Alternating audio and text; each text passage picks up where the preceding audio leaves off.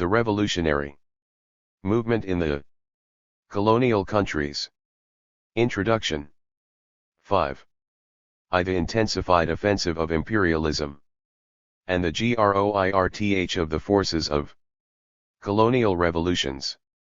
6. To the anti-imperialist united front, our major task in the colonies. L2.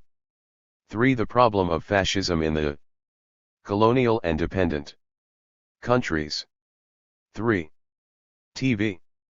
The role and significance of colonial revolutions in the new round of revolutions and wars. 9. The 7th World Congress of the Communist International SASLRCLD in Moscow *, from Lul 25 to August 20, 193 R. Introduction. THG report on the fascist offensive and the tasks of the Communist International in the fight for the unity of the working class against fascism was made at our historic 7th Congress by one to whose voice careful attention is being paid by millions of workers, communist as well as socialist and unorganized, and by the best and foremost intellectuals of the entire world. This report was made by one whose historic victory at the Leipzig trial is a living embodiment of the fighting power of the united front of the working class in the fight against fascism, and at the same time is an indisputable proof of the weakness and instability of the Hitler regime by our beloved comrade Dimitrov. In this pamphlet I shall dwell on questions of the revolutionary movement in the colonial and semi-colonial countries, particularly in China and India, as well as on the tactics of our communist parties, and shall attempt to deal explicitly with that part of Comrade Dimitrov's report which treats of these subjects.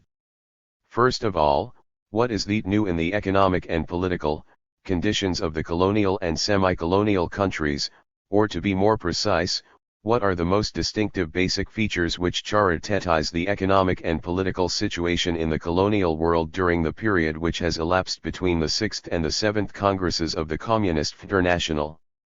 The first feature is the intensified offensive along the entire front of imperialism against the colonial and semi-colonial peoples. Everyone knows that capitalism has succeeded in somewhat easing the position of its industry not only by means of an intensified exploitation of the workers and farmers in the home countries and by war and inflation booms, but also at the expense of the pedants in the colonies and the economically weak countries. How does the increasing offensive of imperialism against the colonies and semi-colonies along the entire front during this period manifest itself? It is manifested mainly in the following. First, imperialism is openly carrying on a widespread military expansion with the aim of the outright seizure of the territory and destruction of the national existence of the semi-colonial peoples. The brazen aggression and robbery on the part of the Japanese militarists in China and the war of the Italian fascists against Ethiopia are two glaring examples of this. It should be noted in this connection that the wars between the countries of Latin America, between Bolivia and Paraguay, for example, which have been going on with certain intervals for a number of years, are in essence wars in a masked form between English and American imperialism for the repartition of that continent. Second, the economic expansion of imperialism in the colonial and semi-colonial countries is increasing by means of a still greater reduction in the prices of the products of labor in these countries, mainly of raw materials and foodstuffs, by means of dumping and the forced reduction of customs duties in the semi-colonial countries. The imperialist powers which export to the colonial and semi-colonial countries reap the benefits from this, and the so-called national industry, which is eking out a miserable existence anyway, is the loser. The following facts may be cited as examples, beginning with the summer of 1933, on the direct demand of the Japanese imperialists, customs duties in China on Japanese textiles and other goods were reduced. On the demand of the American imperialists, customs duties on American manufactured goods were reduced by 35% in Brazil and by 30 to 60% in Cuba, etc. Third, imperialism is intensifying its struggle against the striving of the colonial and semi-colonial peoples for national emancipation, and supports the most reactionary and corrupt groupings with the aim of rendering its economic, political, and military expansion easier to accomplish and more thoroughgoing. Imperialism does not limit itself to carrying on a real, and under these conditions the achievements of the Communist Party are insufficient, and the Communist Party must overcome the sectarian attitude which is still strong in its ranks. The Argentine Communists will strive to achieve a turn in the struggle for the establishment of a broad united front against THIRD-WORLDISM and imperialism, striving to achieve an agreement for joint action not only with the Socialist but also with the Radical Party, despite the resistance of the right elements within this semi-colonial counties considerably facilitates the achievement. India. Our comrades in India have suffered for a long time from left sectarian errors. They did not participate in RLL, the mass *J grouping connected with imperialism and embracing the reactionary section of the national bourgeoisie and LA.GEENJ owners. In Argentina, which was led by L.J. Riburu, recently J.D. ex-president of Argentina. 40. Demonstrations organized by the National Congress or organizations affiliated with it. At the same time, the Indian Communists did not possess sufficient forces independently to organize a really powerful and mass anti-imperialist movement. Therefore, the Indian Communists until very recently were to a considerable extent isolated from the mass of the people, from the mass anti-imperialist struggle. The toiling masses of India could not be convinced of the fact that the Communists not only really desire to struggle themselves, but can also lead the millions in a struggle against the principal mortal enemy of the Indian people, British imperialism. In this connection, for a long time the small, scattered groups of communists could not become a united, mass all-Indian Communist Party. By their sectarian policy and isolation from the mass anti-imperialist movement, these small communist groups objectively helped to retain the influence of Gandhism and national reformism over the masses. It was only recently that the All-Indian Communist Party, which has already taken shape, began to rid itself of its sectarian errors and made Indian Turks and Peasants Soviet Republic, confiscarian of all lands belonging to the Temindars without compensation, of action, etc. Raids can serve of the anti-imperialists. Some war corrected their line later on and achieved, on the one hand, the unification of the revolutionary and reformist trade unions, and, on the other hand, an agreement with the so-called Congressional Socialists for a struggle against the new slavish constitution. This policy has already brought the first results. Have in mind the mass protest meetings against the new slavish constitution which were organized in Bombay and Calcutta by the Communists and Congressional Socialists on the basis of a broad united front. And the interests of the further successful struggle against British imperialism, the Indian Communists must put a decisive stop to sectarianism and must actively participate in the mass anti-imperialist movement. The Indian Communists should in no case disregard work within the National Congress and the National Revolutionary and National Reformist organizations affiliated with it, maintaining at the same time their JNPLT political and organizational independence. Both within and without the National Congress, the Indian Communists must consolidate all the genuine anti-imperialist forces of the country, broadening and leading the struggle of the Tunsis against the imperialist oppressors. 1. Against the slavish constitution. Against burdensome taxes, high land rents, and against confiscation of the peasants' land for non-payment of debts and obligations. 6. For the establishment of democratic liberties. There can be no doubt that the Indian Communists, who led a strike of 100,000 Bombay textile workers last year, are able in Bolshevik manner to proceed to the organization of a broad people's anti-imperialist front, are able to organize the masses of the people for resistance to the increasing aggression of British imperialism and, by their consistent, stubborn, and self-sacrificing struggle for the vital interests of the Indian people, for the urgent requirements of the toiling masses, are able to lead these masses to a victorious anti-imperialist and agrarian revolution in India. The more successfully the Indian comrades utilize the favorable experiences of the communist parties of China and Brazil, and the more decisively and at the same time flexibly they carry out the tactics of the anti-imperialist People's Front in relation to the concrete conditions of contemporary India, the sooner they will be able to achieve this. In this connection, F want particularly to draw the attention of the Indian comrades to the following directives in the resolution of the 7th Congress.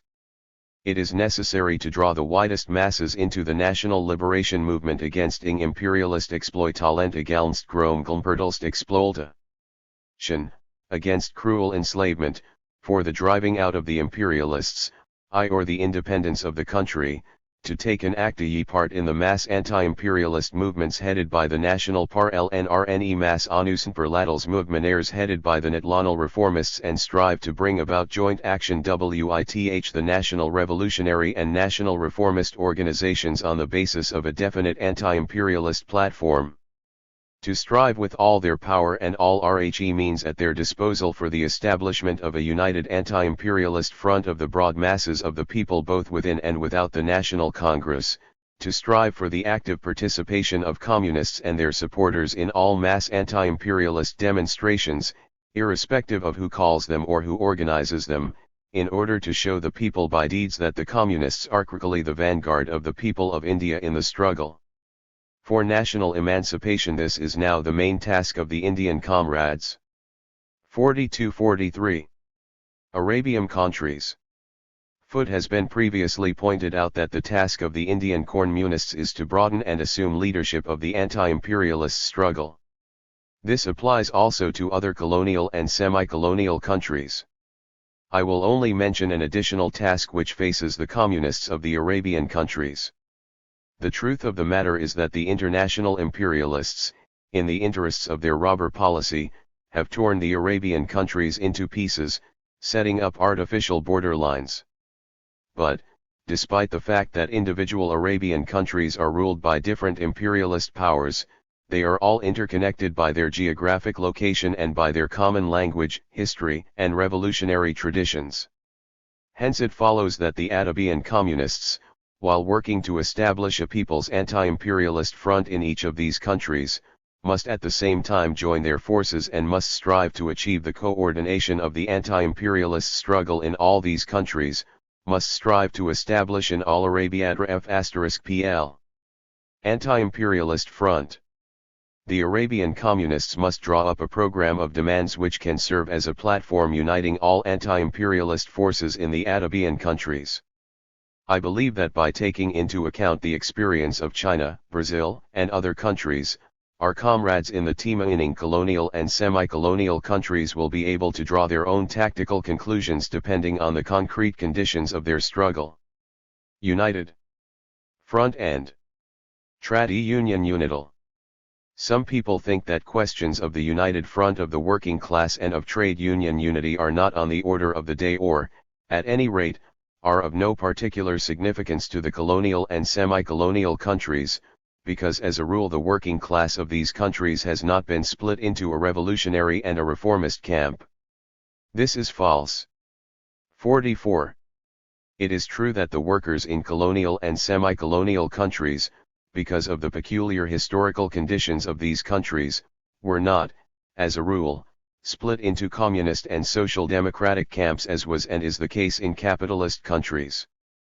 But the working class and its trade union movement in the colonial and dependent countries is to a considerable extent split into the revolutionary and the national reformist camps, in the first place, and, secondly, they are split according to various guild traditions and medieval customs. As a result of the growing national and class struggle in the colonial and dependent countries and because of the influence of the extensive and mighty struggle for a united anti-fascist front and trade union unity on the part of the working class in capitalist countries, the workers in the colonial and semi-colonial countries have evinced and are evincing great dollar activity and a keen desire to establish a united front of their class and trade union unity. This is borne out by numerous facts. As a result of the growing will on the part of the mass of workers to establish a united front and a united trade union movement, a change has taken place in the attitude of the reformist, anarcho-syndicalist and other trade union leaders. In Chile, for instance, the anarcho-syndicalist General Confederation of Labor, which spoke decisively against a united front with the adherents of the revolutionary trade union movement, was lately forced to declare its readiness to conclude a united front agreement. The agenda of the regular Congress of the General Confederation of Labor, held in April of this year, included the question of the United Front and trade union unity. The Reformist Confederation of Trade Unions of Chile declared, at the beginning of this year, that it has become convinced of the necessity of uniting the trade union movement and has begun to set up unity committees. In Brazil, because of mass pressure, many government trade 45 unions and even a member of trade union confederations affiliated with the Ministry of Labor have severed their connections with the latter and have affiliated with the trade union are now coming out as supporters of trade union unity. In India, the amalgamation of the reformist All Indian Congress and the Red Congress of Trade Unions has taken place. In China, the workers, both members of the reformist Comintern trade unions and members of Red trade unions, are realizing their united front struggles in numerous strikes, demonstrations, etc. But it must be noted that in most of the colonial and semi-colonial countries, and including China, the communists underestimated the importance of united front and trade union unity tactics, were unable to take the lead in and organize the growing urge of the mass of workers towards the united front and trade union unity, and have thereby surrendered the initiative to reformists and even to the national reformist government. Only by establishing a united front and a united trade union movement of the working class can the Communist Party really ensure a proletarian framework in the anti-imperialist People's United Front and greatly facilitate its struggle for the hegemony of the proletariat in the people's anti-imperialist and agrarian revolution. On the other hand, the establishment of a united anti-imperialist front considerably facilitates the formation of a united front and a united trade union movement of the working class, as has been shown now by the experience of Brazil, and before that, in the period of 1925 to 27, by the experience of China. Union movement must find such forms and methods of work and struggle as would assist them, in the end, to achieve their aim: the establishment of a united front and a united trade union movement of the working class. FP5 That one of the best and most effective methods and forms of struggle for a united front and trade union unity in those countries where our movement is illegal is the shifting of the main stress in trade union work to the establishment of small illegal, red trade union groups, to work within all existing workers' mass organizations which enjoy legal or semi-legal existence, in order to win over these organizations. Adesistu imiruaranjairil, in altfiets of.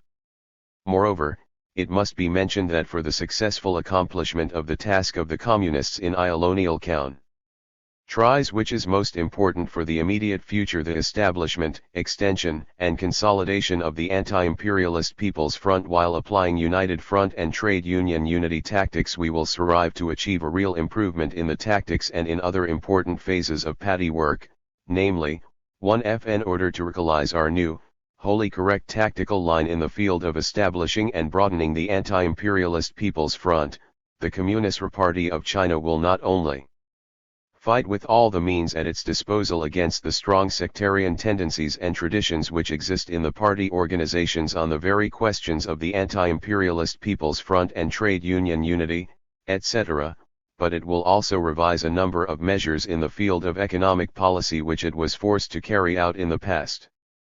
Primarily because of the protracted war and because of the limited resources of the former Central and other Soviet districts.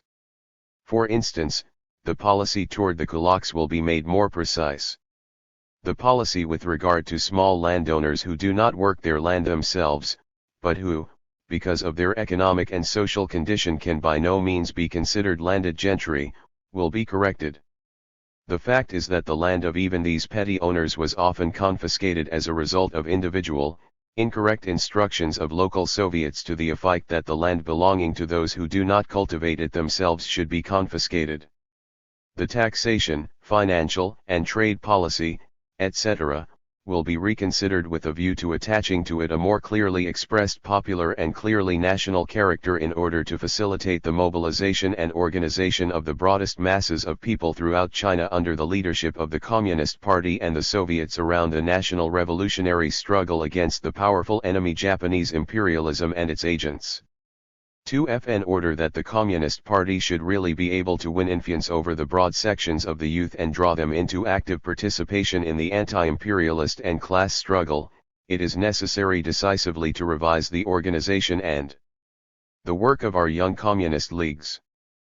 Gender the present conditions of China, for instance, from a NATO Young Workers' Organization our Young Communist League must be transformed into a broad mass organization which is really directing its course towards including the workers and peasants and the entire anti-imperialist youth. The Young Communist League must pass from copying the methods and forms of work of the party to a real political, cultural, and military education of the youth by means of increasing the propaganda of Marxism-Leninism, by creating social educational, sports and other types of organizations and by active work in all existing mass youth organizations with the aim of winning them over, irrespective of who organized them, etc., etc. TB anti-imperial.ist.uni.ted and questions of TB hegemony of the proletariat and Sodet Power. Questions of the anti-imperialist United Front, the hegemony of the proletariat and Soviet power are of the utmost political significance. Some people think that the participation of the Communist Party at the anti-imperialist United Front signifies a weakening in its struggle for the hegemony of the proletariat and for Soviet power. This, of course, is absolutely incorrect. The hegemony of the proletariat in the revolutionary movement is no abstract slogan, no empty phrase, but a concrete matter which expresses itself primarily in ideological, political, and organizational leadership by the proletariat and its party of its allies in the revolution, beginning with the partial struggle for the immediate demands and ending with the struggle for state power. The hegemony of the proletariat does not come of itself, the communists must win it by means of systematic and unselfish practical work. Soviet power cannot be established without the corresponding preparation of the great masses and the Communist Party fought the revolutionary struggle. Soviet power can be established only 48. 49. When the level of the class struggle is sufficiently high and when the forces of the proletariat and the peasantry, led by the Communist Party, are sufficiently great. Furthermore, the Communist Party of China has won the hegemony of the proletariat in the revolutionary struggle and has established Soviet power over a considerable part of the country precisely because from the very beginning of its development and to this very day it has appeared and is appearing before the entire people as an independent force and the vanguard in the anti-imperialist struggle, and, because it resolutely directs and leads the struggle of tens of millions of peasants for land, i.e., the agrarian revolution. The Communist Party of Brazil is beginning to come forward as an independent political factor in the entire life of the country and is on the road to becoming a really mass party precisely at the present moment, when it has taken the initiative in creating the National Liberation Alliance as a concrete expression of the anti-imperialist People's Front in the present conditions of Brazil, and is actively coming forward in the revolutionary mass struggle against imperialism and its agent the reactionary Vargas government. On the other hand, in those countries where the communists were for a long time unable to create an anti-imperialist united front, the communist parties have not yet become strong, mass parties. These facts show that without the active participation of the communists in the general people's and national struggle against imperialist oppression it is inconceivable that the communist groups or the young, numerically small party can be transformed into a real mass party, and without this the hegemony of the proletariat and Soviet power in their country is not to be thought of. Without a doubt imperialism is the principal and basic enemy of all the colonial peoples, and if the communists are unable to come out against imperialism in the front ranks of the people, how can the people recognize in the party its vanguard and leader?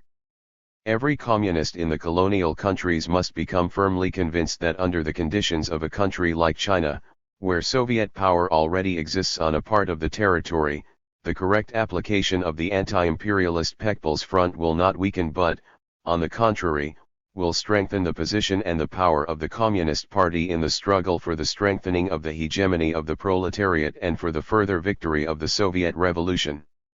On the other hand, under the conditions existing in a country like Brazil, where the National Liberation Alliance has already been established, the further skillful application of correct anti-imperialist People's Front tactics facilitates the struggle of the Communist Party and the victory of the revolution in the stage of the General National Front, and prepares the ground for the further development of the revolution in the next and higher stage, i.e. it facilitates the struggle of the Communist Party for the perspective of establishing Soviet power for the Brazilian people. Finally, under the conditions of such countries as India and others where the objective conditions for the development of a mass revolutionary anti-imperialist struggle exist, but where the communist parties are still weak, the correct application of the tactics of establishing an anti-imperialist united front rapidly increases the influence and the authority of the Communist Party and heightens the people's struggle against imperialism. But from this one should not draw the conclusion that an incorrect application of these tactics by the Communists does not carry with it a serious danger for the Communist Party and the revolutionary movement.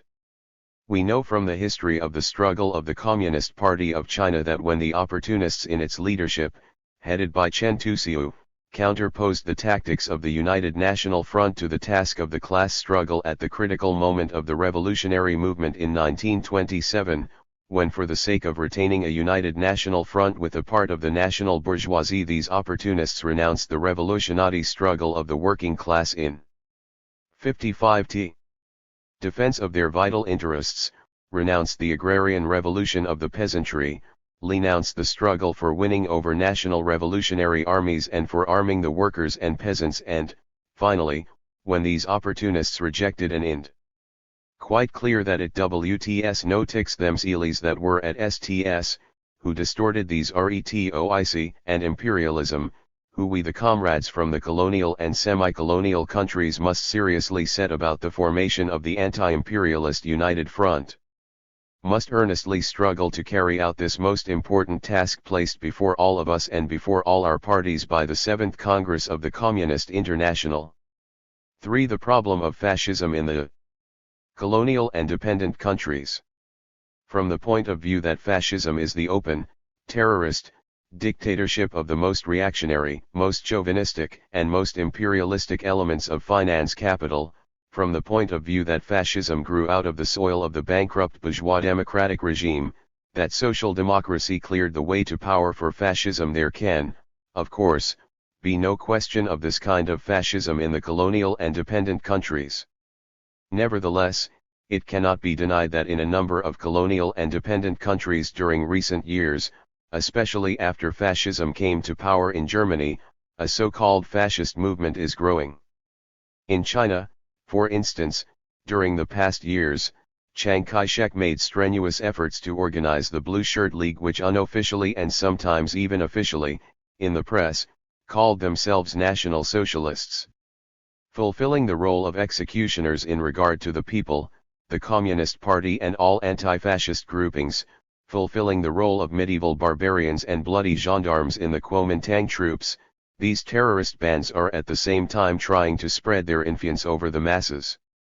Hence the campaign for the new life, the campaign for the revival of the ancient Chinese code of modals and Confucianism, the demagogic appeals to struggle for the national emancipation of China, etc. In Brazil, there is a fascist organization which has its branches in the provinces, in the districts, in the schools, the factories, the mills, and on the landed estates. They have departments of propaganda and of culture, a military 1_53 department, a social economic department, and others. The strictest military discipline prevails in the organization. The leaders of this organization are intellectuals, in the overwhelming majority of cases doctors, lawyers, etc., but among these leaders there are also not a few large landowners, industrialists, and bankers. In Argentina there is a similar organization, the Civil Legion. In Mexico there are the Gold Shirts. In Chile there are National Socialist organizations, etc., etc. 2. All these so-called fascist organizations, with the exception of the Brazilian integralists, are to this day by no means mass organizations. All of them, by establishing connections with one or another imperialist power, are nationally corrupt organizations and a weapon for the imperialist enslavement of their own people. 11 of them represent the most reactionary, the most counter-revolutionary and the darkest forces of their country. The economic, political, and historical conditions of the colonial and dependent countries differ from the conditions in Germany, Italy, Austria, etc. In connection with all these circumstances, the fascist movement in the colonial and dependent countries cannot, of course, grow in the same way, in the same forms and with such force as in Germany, Italy, etc. Nevertheless, we should by no means underestimate the role and significance of the fascist movement and the fascist organizations insofar as this fashionable sign of reaction is utilized by the most counter-revolutionary elements among the landowners and bourgeoisie of the colonial and dependent countries for the organization of counter-revolutionary forces, for the struggle against a people's revolution and for still further increasing the enslavement of the people of their own countries by imperialism. The fascist movement and the fascist organizations represent a particular danger for the revolutionary liberation movement in the colonial and semi-colonial countries because the fascists everywhere in these countries, before everything else, hasten to make use of nationalist demagoguery which often meets with response from the masses. The fascists also widely disseminate social demagogy. By means of this demagogy they are sometimes able to draw in disheartened petty bourgeois masses, which are called upon to play a role of considerable importance in the anti-imperialist struggle of the colonial and dependent countries. The fascists are particularly dangerous to us also because very many communist parties of the colonial and semi-colonial countries even now are unable to direct the anti-imperialist and anti-reactionary moods of the masses into the channel of revolutionary struggle, are unable to gain influence over the masses. From this it is clear that the struggle against fascist movements and fascist organizations in the colonial and semi-colonial countries is one of the most urgent and important tasks of our parties.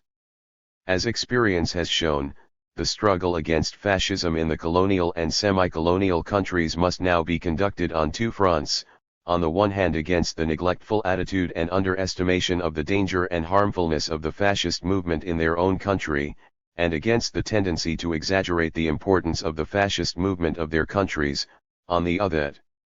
For instance, many of our comrades in the Latin American countries characterize almost all bourgeois and petty bourgeois parties as fascist or on the road to becoming fascist, thus hampering the establishment of an anti-imperialist and anti-fascist people's front. How, then, should the struggle against the fascist movement and against fascist organizations in the colonial and dependent countries be carried on? I believe that of all the numerous and various tactical means the following are the most important and fundamental. 1. The organization of a really revolutionary mass anti-imperialist struggle and the establishment of an anti-imperialist and anti-fascist people's front for the purpose of smashing the fundamental national demagogy of the fascists, in order to show the masses the real way out of their colonial and dependent. 54. Condition. This means produces good results.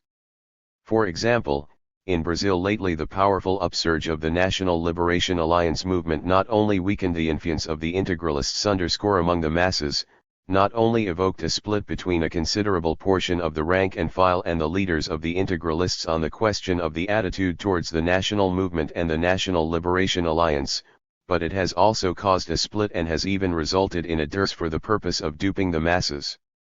They have distorted Sun Yat-sen's teachings in order to justify their capitulation to imperialism. Many communists underestimate the importance of the ideological struggle against the Comintern and the Blue Shirt League. They think that all these are trifles, that they are all survivals of backwardness and medievalism and that it is therefore impossible to win over the masses by struggling against these survivals. This is wrong. It is true that Confucianism, Buddhism, etc., are survivals of backwardness and medievalism, but besides the backward, medieval, barbarian and aggressive, what else is that you can find in the ideology of these representatives of decaying and dying classes? That is not the point.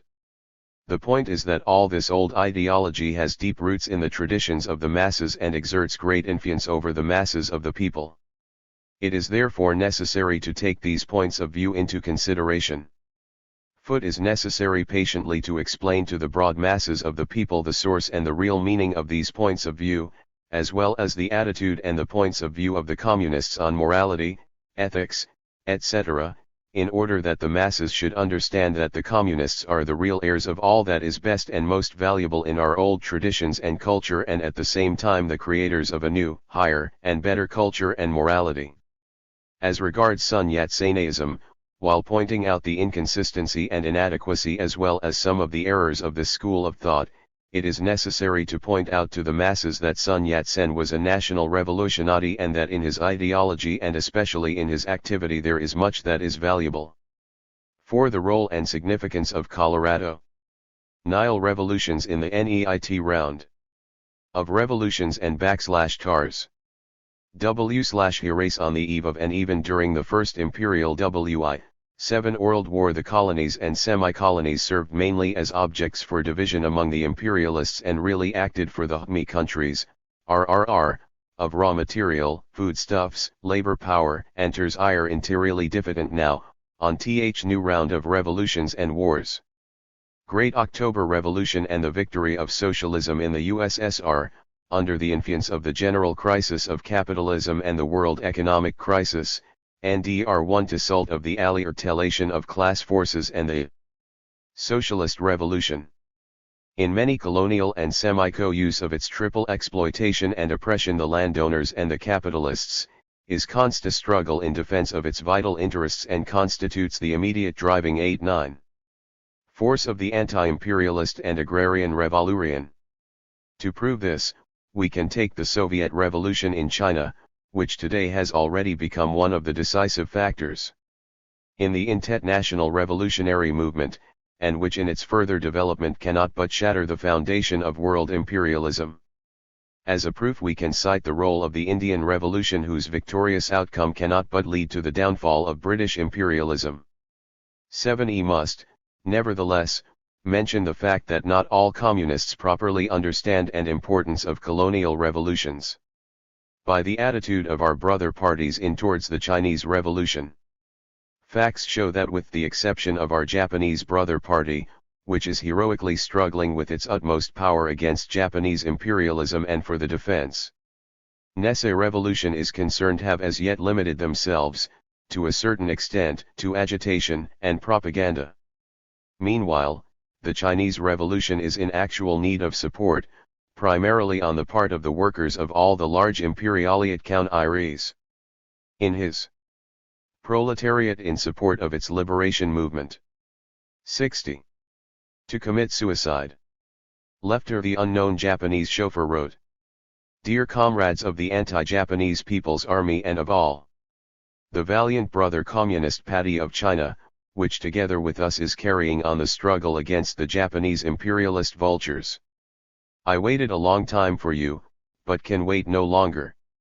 I can already hear the gunfire of he approaching Japanese troops. Only one thing remains for me to do under these circumstances. I cannot and will not return to the Japanese troops. I have decided to kill myself and leave you this little present. I don't know, though, whether you will receive it. I hope you will. I shake your hand. With comtadely greetings, one of your Japanese communist comrades. June 23, L9, 1. This is not a chance act, it is an act of historic significance reflecting the mutual love, respect, and solidarity of the two great peoples of the Far East. Yes. 7. Chinese are against Japanese imperialism, but we love the Japanese people. J7 are against Japanese imperialism because it oppresses, exploits and annihilates. 61. Lates us, the Chinese people, but we love the Japanese people because the Japanese people is the nearest to us, the Chinese people, in point of history and culture, the most closely related in point of mutual understanding and respect.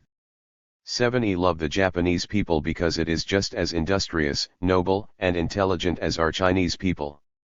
Finally, we especially love the Japanese people because together with us it is carrying on a struggle against one and the same common enemy, Japanese imperialism.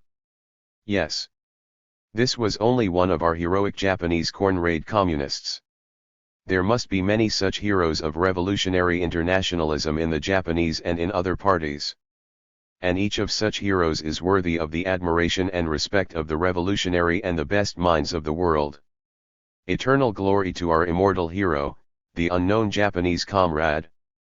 Glory to our heroic Communist Party of Japan, which has raised in its ranks such a heroic fighter of revolutionary internationalism. Glory to the heroic Japanese working class and the Japanese toiling people which was able to produce this great son of wherein the whole world may be proud. Glory to our Leninist-Stalinist Communist International. Only in its ranks could such a filigree hero, who did not spare his life for the great cause of world revolution, be forged and tempered. I have already pointed out that not all communists properly estimate and understand the role and the significance of colonial revolutions. This may be shown by the fact that Ketain communists who work in capitalist countries usually regard colonial revolutions as something extraneous, or, at best, as insignificant, auxiliary forces of the world revolution. This is an entirely incorrect conception of the role and significance of the colonial revolutions of the new epoch, the epoch of WOD proletarian revolution, one of whose component parts, according to Lenin and Stalin, is the colonial revolution. Comrade communists and social democratic workers. The matter of colonial revolutions is important not only because its parties live and struggle in these countries. It is important because the actual rulers there are the same enemies of the people against whom and for the overthrow of whose rule we fight in ORO*R, home. A disparaging attitude towards colonial revolutions is one of the remnants of social democratic deviations among communists and advanced workers. /7E must decisively serious condition of the international class at all costs strive to establish a real fighting revolutionary front of the proletariat in capitalist countries with the oppressed peoples of the entire colonial world for a common struggle against the world counter-revolutionary united front of imperialism and its agents. 7E have all the fundamental prerequisites for this. /7E have a common enemy imperialism, we have a single program and the same aims of a struggle for socialism, we have the strategy and tactics of the world revolution, we have the same fortress of evolutionary struggle the USSR, we have the same world party the Communist International, and we have the same teacher and leader the great Stalin. S7E should always remember Lenin's last article, his last legacy, in which he gave a clear evaluation of the perspectives for the development of post-war capitalism, the perspectives of struggle between capitalism and socialism, and at the same time evaluated the role and significance of colonial revolution in the decisive struggle between the socialist and capitalist worlds.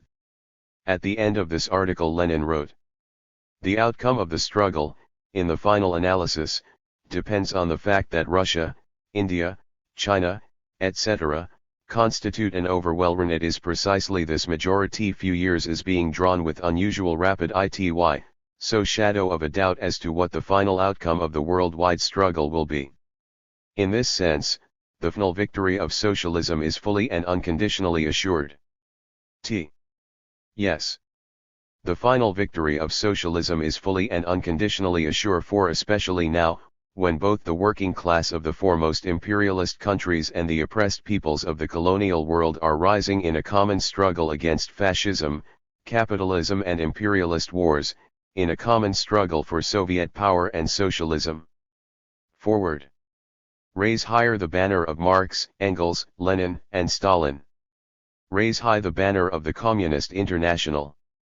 Forward to the victory of the world socialist revolution.